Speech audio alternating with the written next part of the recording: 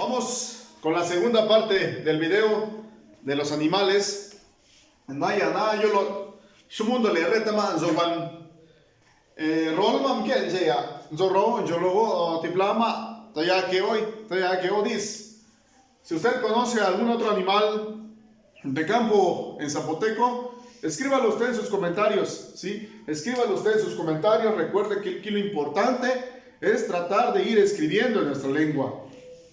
Entonces vamos a empezar con el primer animal. Mándole venado, venado dolemzin, venado dolemzin, tigre, ves, tigre, ves, zorro, ver, zorro, ver, tlacuache, nzet, tlacuache, nzet, armadillo, mbup, mbup,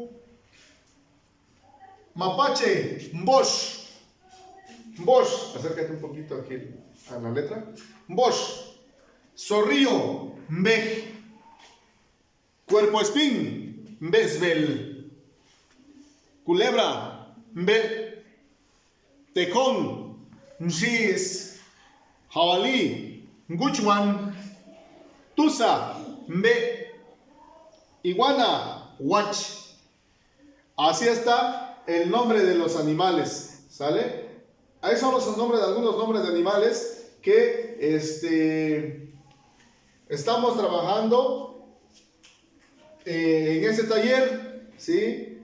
Yo sé que hay muchos animales, pero esos son los más comunes, y si a mí se me olvidó, se me pasó uno, pues pueden escribir en sus comentarios. Esa es la segunda parte del video.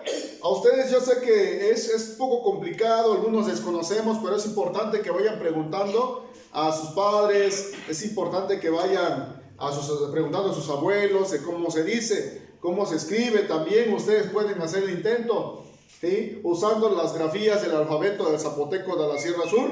Solamente así podemos ir escribiendo poco a poco los nombres de cualquier objeto, de cosas, el nombre de animales también. De antemano, muchas gracias y nos vamos con la tercera parte.